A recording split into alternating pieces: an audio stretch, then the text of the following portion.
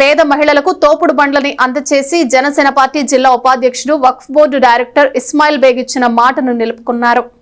Rural ప్రాంతంలోని ఆటోనగర్లో గురువారం పట్టణ 22వ వార్డుకు చెందిన పేద మైనారిటీ మహిళ షేక్ సబియాకు జనసేన పార్టీ జిల్లా ఉపాధ్యక్షులు వక్ఫ్ బోర్డు డైరెక్టర్ ఇస్మాయిల్ బేగ్ తోపుడు బండి అందజేశారు. ఈ కార్యక్రమంలో మైనారిటీ సోదరులు షేక్ బాజీ, నాగూర్, షేక్ నజీర్, ఎస్సీ నాయకులు చలపతిరావు, ఆర్కే సెంటర్ సభ్యులు చదలవాడ వేణు, చల్ల శివకుమార్, పున్నారావు, వంశీ, వీరయ్య పాల్గొన్నారు. ఒక 20 రోజుల క్రితం నాకు కొద్దిగా పరిచయస్తుడు చాంద్ బాషా గారని ఆయన వాళ్ళ సిస్టర్ని తీసుకొని నా దగ్గరికి రావడం జరిగింది. నా హస్బెండ్ ఒక 2 ఏళ్ల క్రితం నుంచి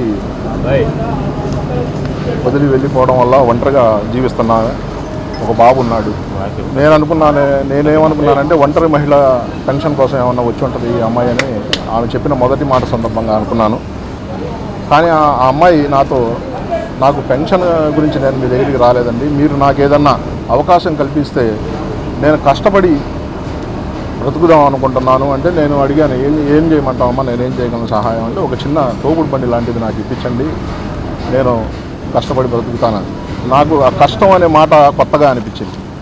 తెలిపినప్పుడు నేను నా మిత్రుడు వేణుతో కలిసి ఇది వాస్తవమా కాదా అని తెలుసుకుందామని ఒక 3 రోజుల క్రితం వెళ్ళి ఎవరైతే వీళ్లకు స్థానం కల్పిస్తామన్నారో వాళ్ళని అడగడం జరిగింది. అమ్మ వీళ్ళు ఇట్లా వచ్చి అడుగుతున్నారు, మీరు మరి వీళ్ళకి సహాయం చేస్తారా, మీ ఇంటి ముందు పెట్టుకోవడానికి అనుమతిస్తారా అంటే వాళ్ళు కూడా వీళ్ళు చెప్పిన మాట ప్రకారమే అక్కడ మేము అనుమతిస్తున్నామండి, మీరు సహాయం చేయండి అని చెప్పడం జరిగింది.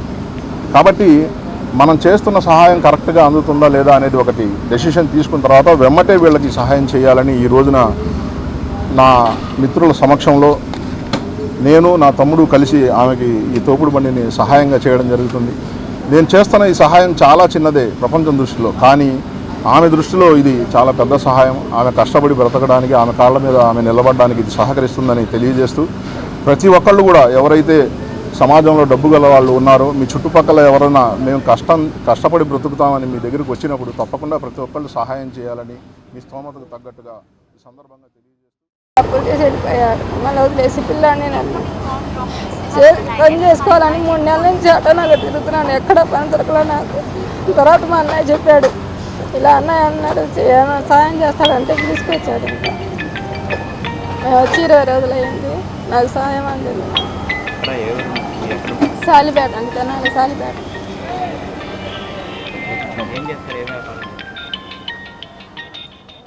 బండి కానీ ఎండి చేపలు